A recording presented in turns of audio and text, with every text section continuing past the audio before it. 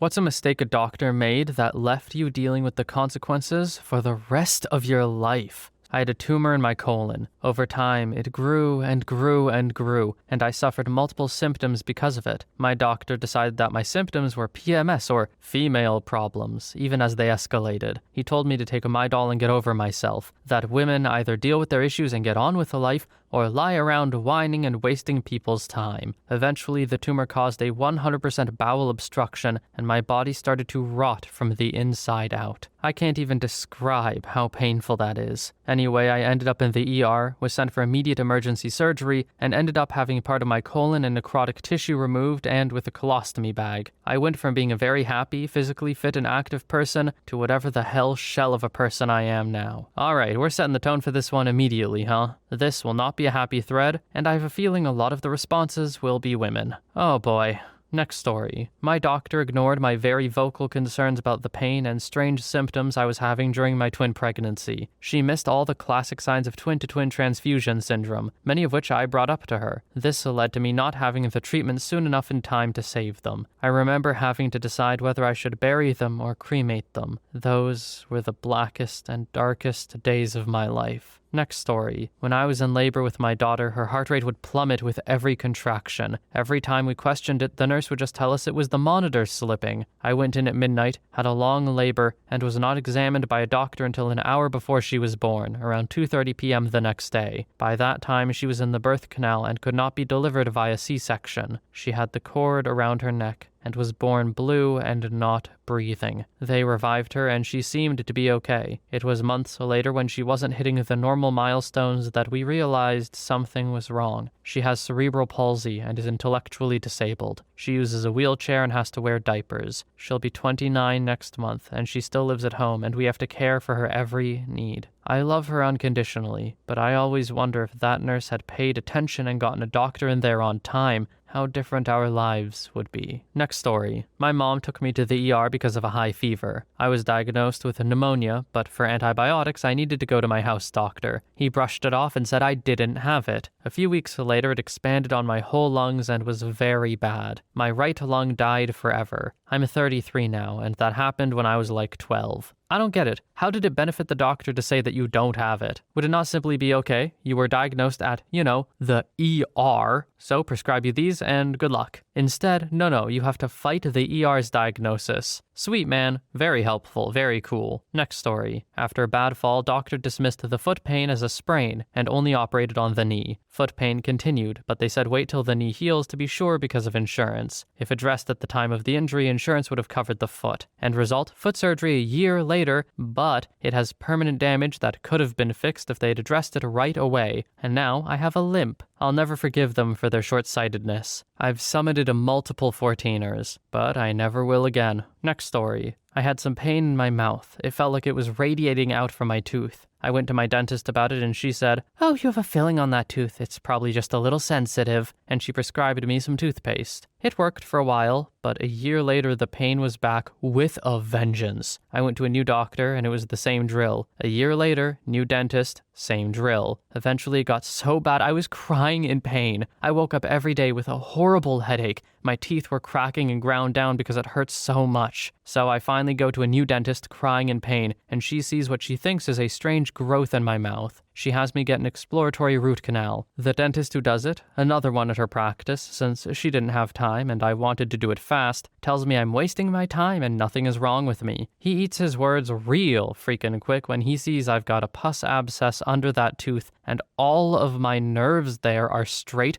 up dead. I've now switched to dentists again to a woman who, when I said I was having pain, immediately sent me to a periodontist, no questions asked. Unfortunately, I still have to live with the cracked and ground down teeth and still likely have to wear a night guard for a long, long time. Next story. Let my mom, who let her gestational diabetes run rampant, go overdue by almost 3 weeks, have a vaginal delivery. I was just under 10 pounds, and my mom is a tiny lady, like 4'10". I was completely blue and wasn't expected to live. I have mild cerebral palsy caused by lack of oxygen and head trauma from a violent forceps delivery. My dad and mom both definitely have PTSD from it as well. Next story. It started with a very loud ringing in my ear, then violent bouts of vertigo. I went to my primary care physician because I was pretty sure I'd lost hearing in that year. I will never forget the words, 28-year-old women don't go deaf in one ear, you're imagining things. He said he could make a referral to a neurologist, but it would be 3 to 6 months. Paid out of pocket to go to an ENT, a couple $100, who immediately ordered a CT scan. Thankfully, not a brain tumor, but a nerve deafness which could have been prevented by steroids. Another kick in the pants, insurance didn't cover the CT scan either. If you'd had a brain tumor, it would have been covered, but aren't you glad you don't? Next story. Putting me on antidepressants as a child. They never investigated or suggested therapy. My home life was bad. I didn't need a pill. I needed support and a better home life. I have since spent most of my life dealing with the side effects and with the withdrawal of trying to come off of them. Ironically, doctors continue to deny the reality of side effects or withdrawal being life-ruining. By the way, the drug I was put on was later sued into oblivion for lying on safety trials for children, and doctors didn't believe me when I said it made me want to take my own life, just like the lawsuit revealed. So that first doctor who prescribed it and every subsequent doctor after have caused a domino effect of life-altering consequences on my health. Not sure if they would admit to the mistake, though. Obvious disclaimer before anyone jumps in to misinterpret, yes, antidepressants can be helpful for some. Yes, they can save lives. Yes, some people have no issues with them. This isn't about you. This is about those who are harmed by them, and then gaslit by using those helped as justification. Two things can be true. These drugs help, and these drugs don't. It's a sobering tension to hold. Next story. It was an orthodontist who decided to straighten my initially not-so-bad bite and may not have been well qualified in maxillofacial orthodontics. As a result, this led to clicking, crunching, and pain. I've heard that many people experience similar problems. If anyone else has this issue, here's a hug. Next story. Told me the lumps on my cervix were just scar tissue and he would contact me if the pap smear was abnormal. He never did, so I assumed everything was fine. Close to 2 years later, I was diagnosed with cervical cancer, and instead of having a rather simple cone biopsy to have part of my cervix removed, I had to have chemo and radiation, which put me into menopause in my early 30s. Next story. When I was 13, I started having violent tachycardia and hyperventilating, as well as horrendous nausea. I couldn't sleep and I was roasting all the time. Kept happening in school, and they decided it must be that I was becoming a troublemaker and needed therapy. Me, the teacher's pet and gifted student who never had detention a day in her life or even raised an eyebrow to an adult. They told my mother to just lock me outside to force me to get on the school bus until one day I genuinely thought I was going to have my chest burst open, and I begged my mother to help me. She drove me to school, and they told her I should be admitted to a pediatric inpatient mental facility. They stuck me in there for a freaking month while I kept shaking, vomiting, and feeling like I was going to die. The doctor at the facility dismissed me as being overly anxious and attention-seeking. Nothing changed when I got out after a month, and I can't even remember what triggered it, but I got someone to take my pulse and it was over 200 BPM. They took me to the emergency room, tested me for drugs and all sorts of stuff, and the attending came in and took one look at me and said to my mother, "Has her thyroid ever been checked?" No.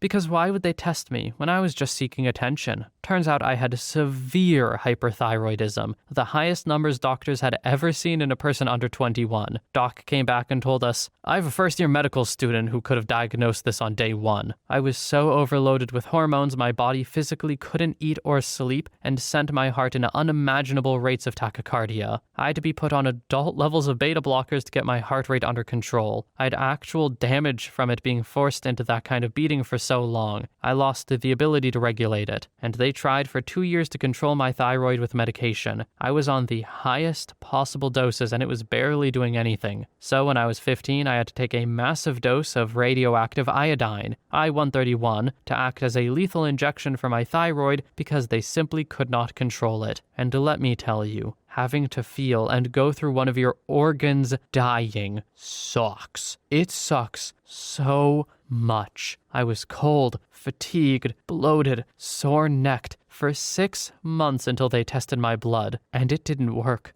It didn't work. I had turned into a shadow of myself that was homeschooled and could barely leave the house, and I had to do it over again. If a second dose didn't work, I was going to have a thyroidectomy. The second was worse, but it finally did work. I turn 40 this year. I still deal with tachycardia. My pulse can flare up and go off like you wouldn't believe. It's very hard for my body to regulate. I have to be super careful about caffeine. And that long of thyroid issues left me with infertility and anxiety and a lot of rage toward the medical community. Next story. Not a doctor per se, but a chiropractor. I was 17, had fallen weird, and my lower back hurt like an MFer. Docs and all said go to this chiropractor and he'll help once the x-rays and MRIs are in his hands. Well, he figured he'd fix me before they arrived. Lo and behold, ruined my lower spine forever because he couldn't wait. Turned out I had a torn muscle. Am I thinking of a different field, or are chiropractors the one who aren't actually doctors? I'm surprised any doctor would refer a chiropractor. I thought they were not good for you. Maybe I'm getting it confused, but I feel like I'm right. Now, I know there are lots of people who have been helped by chiropractors in the past, but from my understanding, the science is not exactly precise and can often lead to situations like this, where they just end up hurting you. Anyway, this is not medical advice. I'm not qualified to give that. Next story. Not me, my mom. She had a pap done, heard nothing, and assumed it was fine. Then 2 years later, mom had abnormal bleeding. She's fully postmenopause. It was 6 weeks before her doctor did anything. Her doctor just put in a referral and said, no rush, I guess. Finally, she has enough pain to send her to the ER and they take some scans.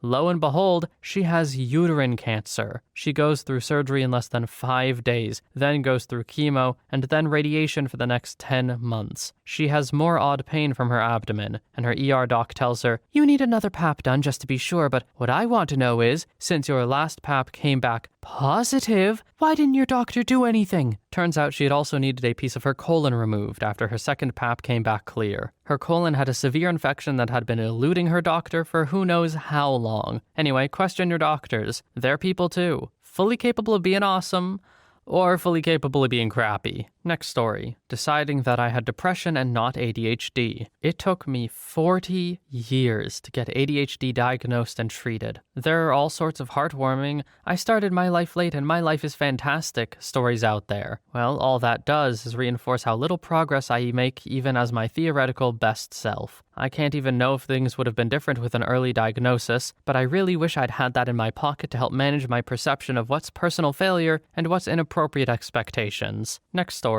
My cat bit straight through the fleshy part of my finger on my dominant hand while I was trying to dose him with a pill. My own doctor was not on duty that day, but there was a walk-in doctor service at the clinic I go to. I had an appointment with a walk-in doctor who looked up the treatment for cat bite on whatever reference system that doctors use and prescribed me some extra-strength antibiotics. I asked her if she wanted to see the bite because it wasn't just a surface-level puncture wound. He had gone deep through the pad with his top and bottom teeth. She said no. I asked again just to be sure because I didn't think that antibiotics was going to clear this thing up on its own. She sent me away without looking at the bite at all. 2 or 3 days later, the pain and swelling was getting so bad that I knew I needed to go back and insist that a doctor actually look at the bite. This time, I actually did get my own doctor. She took a look at it and immediately advised me I was going to need surgery and sent in the referral to a specialist hand surgeon. She sent me home with more antibiotics and the strongest opiates I've ever been prescribed. I had the surgery and was sent home with strict care instructions, more antibiotics, and more opiates. The skin on my finger eventually healed over and I was able to stop taking the pills, but I am left with permanent altered sensation in that finger, as well as chronic nerve pain that doesn't respond to traditional treatments. Could any of this been avoided if the first doctor had just looked at the bite and seen how serious it was when I asked her to? I don't know.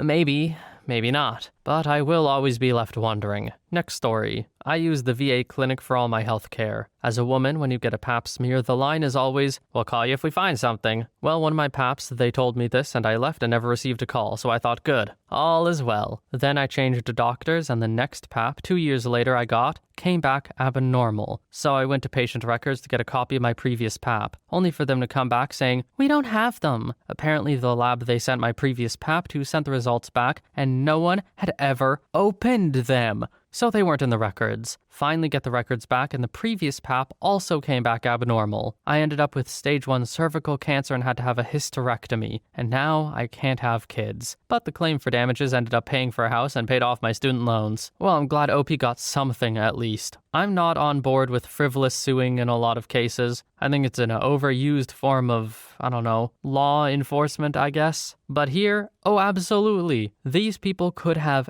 ended you. Unbelievable neglect. Next story. story. As a kid, I was always tired. Like, needed a nap after school, was too tired for afternoon recess. During puberty, I gained weight like crazy while eating next to nothing. My mom took me to the doctor repeatedly begging for labs for anemia, thyroid disease, and mono. My high school had an epidemic one year. 2/3 of the students were sick with it. The doctor literally wrote in my chart, "Patient's mother worries too much," and filed the labs without signing off on them. When I was 20 and HIPAA passed, I got a copy of my records. You can watch my thyroid die in real time over my teenage years. The labs were so out of range by the time I saw another doctor, I got thyroid hormone replacement right away. It was Hashi's. Turned out most of my family has it, but since we all saw the same practice, small town, this doctor missed all of it. One family member's labs were so horrendous, LabCorp called us directly and asked them to go to the ER. They could have died or gone into a coma. It literally stunted my growth. I'm the shortest in now 4 generations. I'm 40 plus and always cold, except when I'm having heat stroke. Literally. I have crappy temperature regulation. I'm still tired more than most people and gain weight way too easily. I've tried different meds, different lab values. Basically, having my first 20 years without enough thyroid hormones has messed up some stuff seriously. And new doctors wonder why I get copies of everything, check my medications at the pharmacy, and have zero chill. Next story. They were multiple doctors. When I was a child, I had recurrent UTIs and they never did any tests, just gave me antibiotics. They ended up having to remove the left kidney. I kept having recurrent UTIs after removing the kidney, and the doctors who operated me kept denying anything was wrong. It was 3 years later that one doctor saw in the exams that they took 3 years ago that I had urinary reflux, basically urine coming back to the kidney recurrently. He operated on me and I never had any more problems, but I was left with one kidney with a decreased function and a serious mistrust in doctors. Next story. My 5-month-old son had constant watery eyes and runny nose and cried non-stop like he was miserable. I took him back to the doctor 3 times. First time he said it was just a cold, gave him Tylenol for discomfort. Second time, it was probably allergies, suggested child allergy meds. Third time he was like, look, kids get runny noses all the time, it's common. A month later I took him to the free clinic for shots and that doctor said right away my son had glaucoma and needed eye surgery to relieve the pressure. 2 surgeries at Will's Eye Hospital later and my son was 1,000 times better. But for all those months, the meds that the idiot doctor told me to give my child were making his symptoms and pain worse. And it makes me so sad to know how my baby suffered. Next story. I had braces installed to fix my misaligned jaw and teeth, and they ate away at the base of my teeth irreparably. My gums started turning deep red, occasionally bleeding and swelling. It wasn't great, and on my bi-weekly checkups I got some nasty words thrown at my face by the dentist for supposedly not brushing your teeth properly and sabotaging the entire procedure. At one point I was brushing my teeth 5 times a day with no improvement. I eventually got sent to have my teeth professionally cleaned every 2 weeks. My parents had to pay for it and were pissed at me, despite knowing full well I was cleaning my teeth properly. The dentist who did the cleaning thought it was sketchy, because no matter how well they cleaned, the swelling wasn't going. She was great, gave us a hint to have an allergy test done. The dentist wasn't happy, but did give us some samples for a skin allergy test, though she was a female dog about it and ended up billing us for the samples out of pocket again, just like the cleaning. Not part of the procedure, so we had to pay. Result of the allergy test? Allergic to the glue or cement used to fix the braces to my teeth. Dentist didn't apologize for not believing me, only said, well, we can't take them out. Nothing we can do. I would have had to have those braces for 4 years. I ended up canceling the entire procedure. The swelling of my gums, though, enclosed some dirt that I couldn't brush away, which ended up eating at all of my teeth. The bases of almost all of them are badly damaged from that, and most of the damage to my teeth nowadays originates from the base, according to my current, new dentist. Next story. I had to have my spleen removed following a car accident. The doctor stitched through my intestines, leading to a terrible infection. I almost died from it, and they had to open me back up to remove gallons of liquid crap from my stomach cavity. They left the wound open to heal, and I had to stand in the shower at the hospital and push my stomach from both sides to try to squeeze all the crap out. I still have a massive hernia from it to this day and have a gnarly scar. Next story. I heard a popping noise in my shoulder while at work moving boxes. I went on workers' comp because breathing was hard and I was in pain. I spent the next year or so getting x-rays, MRIs, MRI arthrograms, physical therapy, and other treatments. I was eventually diagnosed as having a permanent injury, and FedEx is supposed to cover any costs associated with my shoulder. Whole bunch of crap,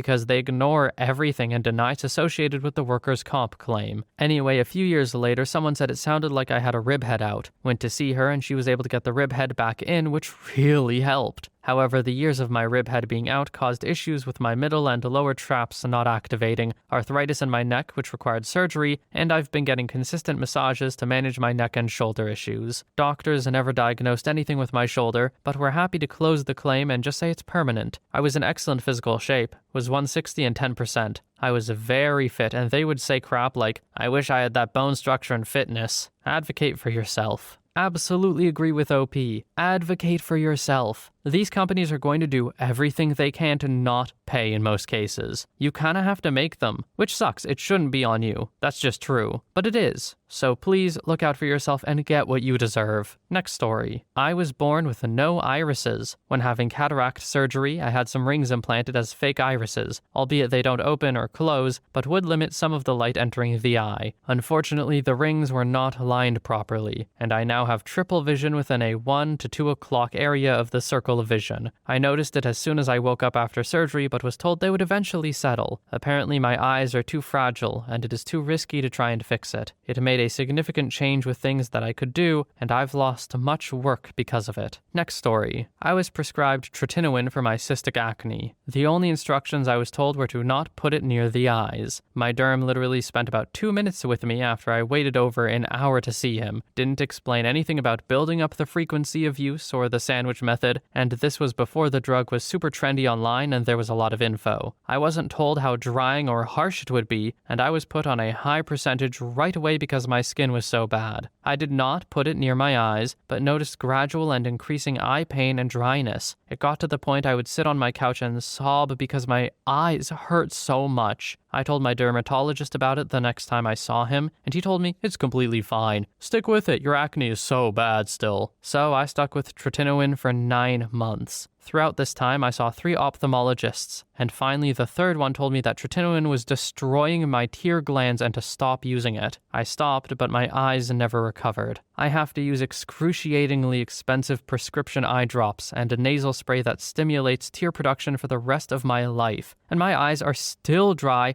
and still hurt. I'll regret using tretinoin for the rest of my life. The worst part is it did very little for my acne. It totally screwed up my skin barrier, and ultimately, birth control fixed my cystic acne. Next story. When I had my wisdom teeth removed, the surgeon accidentally nicked a nerve, so the right side of my lower lip and chin has messed up sensation. I tap my chin and feel it in my lip, for instance. But considering the tooth on the other side was at a 90-degree angle, I'm not super bothered. And it's healed decently since it happened. Vitamins for the win. Next story. My mom fell while she was 6.5 months pregnant. The on-call doctor tried to send her home, but she refused. He still left her without care for most of a day while she got her doctor on a phone, pre-mobile phones, and he organized care and traveled across the state to get to my mom. By the time he got there, we were both almost dead. My mom is emotionally scarred for life, and I have multiple disabilities, including vision, hearing, and physical impairment. Next story. Not me, but a coworker who doesn't use Reddit. She's admittedly overweight, probably over 300 pounds, but generally healthy. About 2 years ago, she suddenly started losing a lot of weight out of nowhere, like nearly 50 pounds in 2 months. She hadn't changed her diet or anything else about her lifestyle. You don't have to be a medical professional to know that sudden dramatic weight loss without any lifestyle changes is a sign of a medical issue. So she went to her doctor. Her doctor didn't see the problem.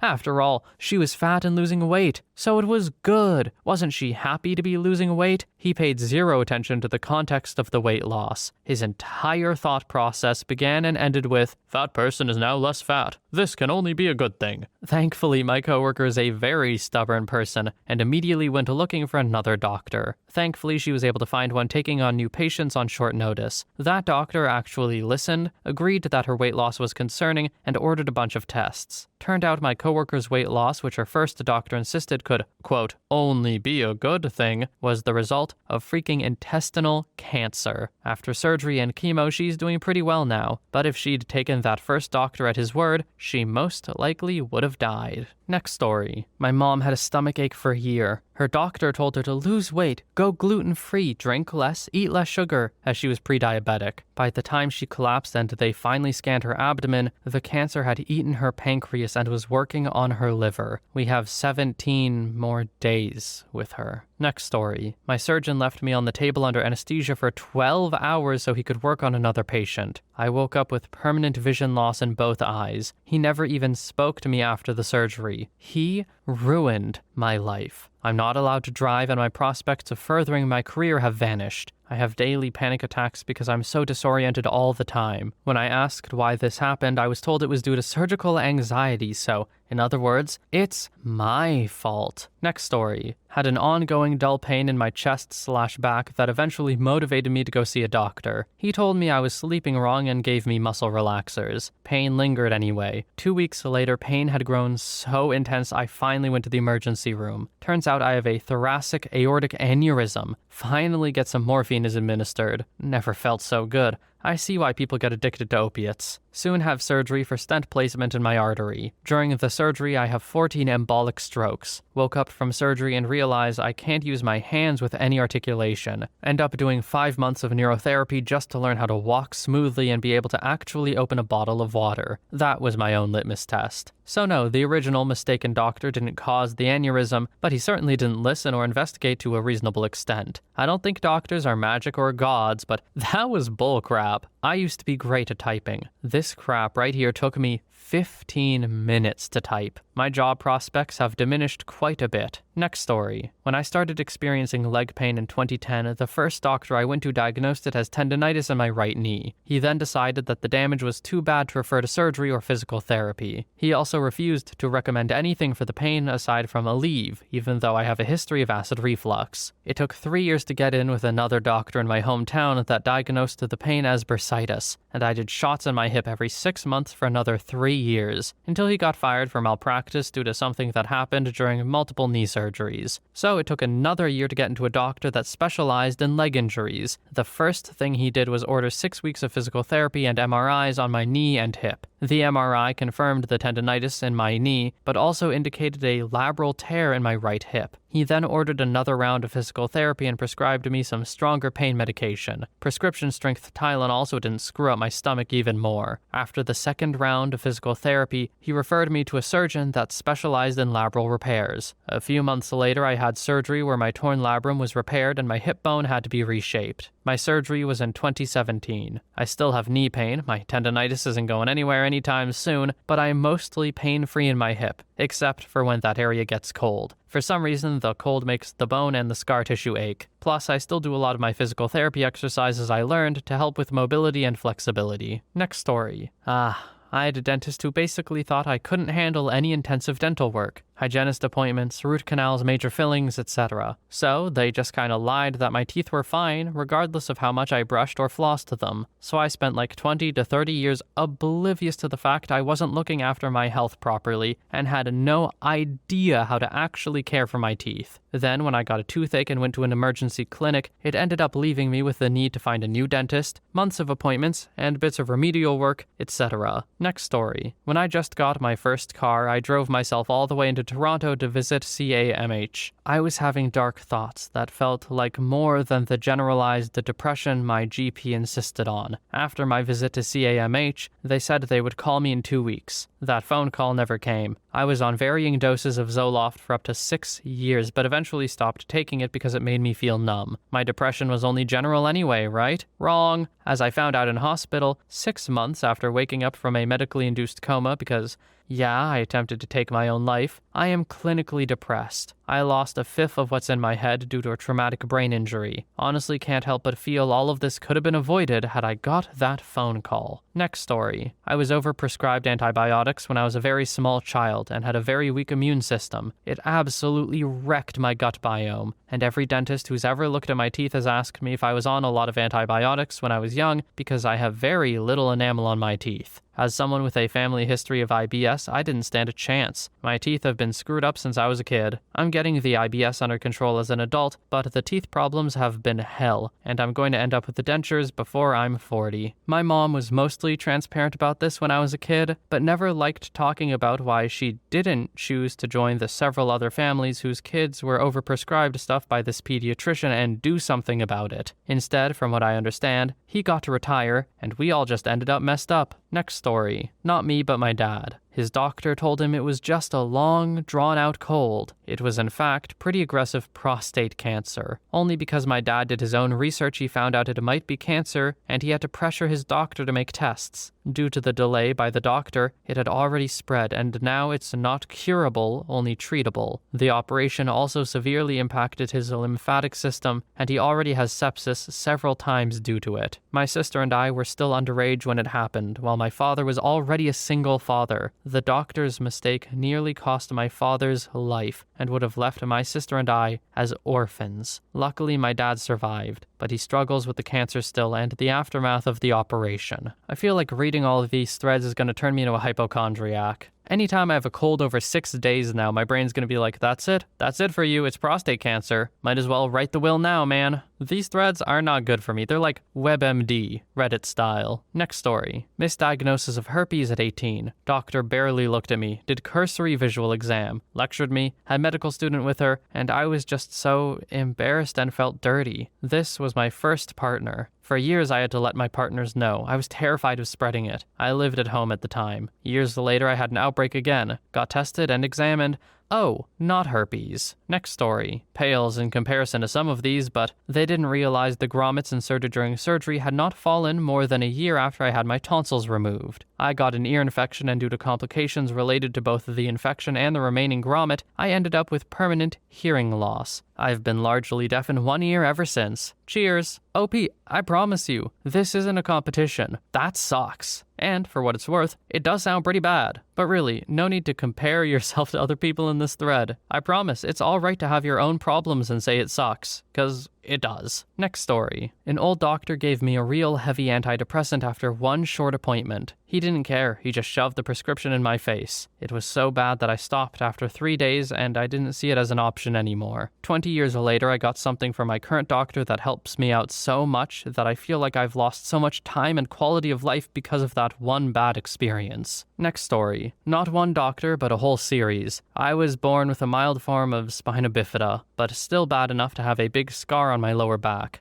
Over the years, a tumor developed and I had problems with peeing. This got worse and worse, and my parents tried to get a good analysis from doctors, but they dismissed it as a psychological problem, despite having a tumor as big as a third buttock and me being far too small for my age. Anyway, the tumor destroyed my bladder nerves. I was incontinent and almost ended my kidneys. That almost ended the rest of me. Got a urostomy and have a pee bag for the rest of my life. If only one of them had listened to my parents or had a good look at me. Next story. Not me. My son. When he was not quite one and breastfeeding, his mother's doctor prescribed an antibiotic tablet for whitlow on her finger. I won't go into the symptoms beyond he began to retain fluid alarmingly and started getting really sick. Cutting a long story short, the tablet screwed his kidneys, a long stint in the hospital, and his mother being driven half mad trying to keep his medications at home working ruined our family life to a large extent, with his older brother having to make do along the way. Why the doctor's fault? 1. He knew she was breastfeeding and there was a chance something like this would happen. 2. It wasn't a whitlow, it was a bone cyst, which required an operation, not an antibiotic. I'm very angry and bitter toward that doctor, but proving it would be nigh impossible. It's 35 years later. So much of his life has been spent in and out of the hospital. He had to go on to dialysis for a long time until he was able to get a transplant. I wanted to be a donor, but his nephrologist said no. Now that transplant is failing, and some kind of blood cancer has appeared in the last few weeks, possibly the result of immunosuppressants. And through it all, he's been a dad and soldiered on with a smile, trying to help me with my health, which isn't the best. He's a freaking legend. Am I bitter? Oh, hell yeah.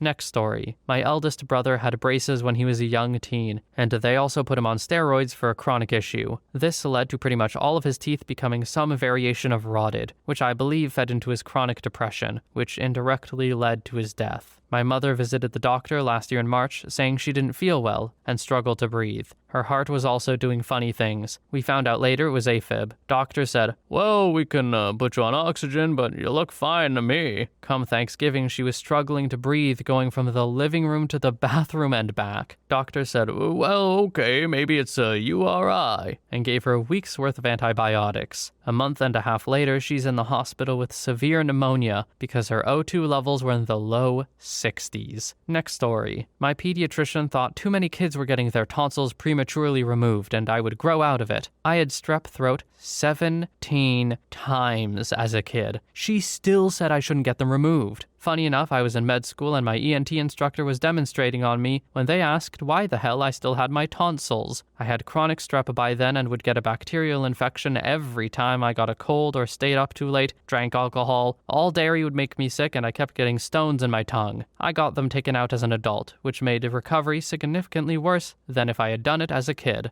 I think I'm balanced out now, but being on all those antibiotics all the time could not have been good for me. My parents wished they had insisted, but they trust my pediatrician. My mom still gets PO'd about it. Next story. My mom got a new doctor when her doctor retired. She went to him complaining of pain in her shoulder and neck, gave her a little pain meds, and sent her on her way. Went back a few weeks later, pain is getting worse. New doctor assumes my mom is a pain med addict, despite having nothing like that on her medical record, and sends her away. This goes on for a few months. Doctor never runs any additional tests. Finally, mom reaches out to old doctor who contacts someone to get her in for tests. Turns out she was now at stage 4 non-Hodgkin's lymphoma. Only lived for about 9 more months. Those 5 months could have saved her life. Now, I don't have a mom. Next story. When I was 4 years old, I fell off the monkey bars and broke my arm in 3 places. 2 in elbow, 1 in wrist. The doctor out in the boondocks of Pennsylvania only fixed 2 spots, 1 elbow, 1 wrist. After my arm healed and the cast was removed, my parents noticed that my arm wasn't straight. Went back. Doctor said it's just a cosmetic issue and not worth re-breaking and re-healing. Fake news. I have quite a few issues doing bicep and tricep exercises with that arm now. Not as bad as the other stories on here, but still kinda ridiculous. Next story. I, a woman in her early 20s at the time, asked my gyno to do sterilization surgery, specifically a bilateral salpingectomy, a complete removal of the fallopian tubes, because I didn't want kids, and I didn't want a period. After I woke up from surgery, she informed me she did a tube tie instead of removing my tubes, quote, "in case you change your mind about kids later." I knew about that surgery, and I specifically didn't want that one due to the unnecessary risks. Can still get pregnant, higher chance of ectopic pregnancy, clamps can migrate and hurt other organs. So that was 2 years ago, and I have random cramping and constant fear of pregnancy or ectopic pregnancy, which are fears I wanted removed when I decided to get sterilized. I hate the "in case you change your mind about kids later" thing. Just listen to people when they say what they want. You can inform them. You can be like, "Hey, here are all the things that this procedure will do. This is non-reversible. Are you sure?" And if they say yes, you have to respect that. Surely it's some kind of crime to perform a surgery that was not signed up for, right? Like, come on. Next story. My wife felt a small lump in her breast when she was 29. It was small, but I could also feel it. So she went to her OBGYN for her annual appointment a couple of weeks later and brought it up. The doctor told her not to worry about it because of her age and lack of family history of breast cancer. We felt relieved. A year later, the lump was still there. Brought it up again, and they finally agreed to do an ultrasound and then a biopsy. Lo and behold, she had an aggressive form of breast cancer. When she had the surgery to remove her breast, they also took some lymph nodes from under her arm, which were positive for cancer. This means it had spread. If the doctor had taken it seriously a year earlier, the cancer may not have spread, but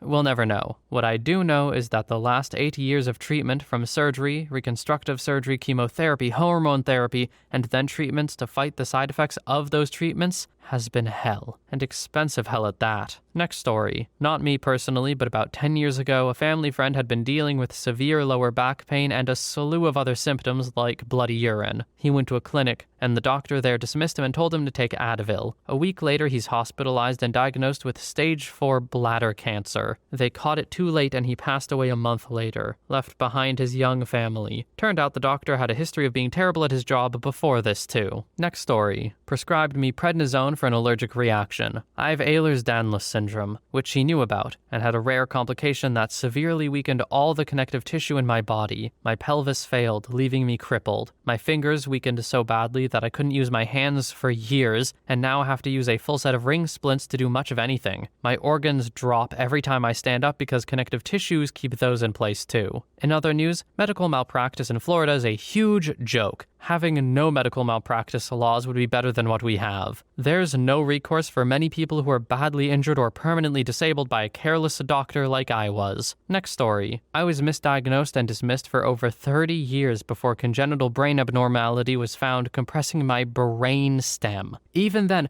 doctor after doctor, 5 neurosurgeons and 2 neurologists, just to start, dismissed it as being the cause of my scattershot neurological problems. Though by then my symptoms were so severe and progressing so rapidly, they did at least recognize something was seriously wrong. I had a surgery by a world expert on the condition 10 years ago, and it gave me renewed life, but one still marked by permanent disability. The brainstem, it turns out, does not kindly take 2 decades of compression, which, coupled with thick adhesions gluing the area shut over time, resulted in a 100% blockage of CSF flow. I have permanent autonomic nervous system dysfunction affecting my cardiovascular, respiratory, metabolic, digestive, and musculoskeletal systems from the decades of damage. Next story. Hip replacement. Doc never measured my legs. The morning of the surgery, looked at my legs on the bed, and eyeballed it that I needed a half-inch added. He was wrong. I had no bone loss, and now my left leg is a half-inch longer from the hip. I know this sounds pretty mild compared to so many of the other stories in here, but it's my story, and to me,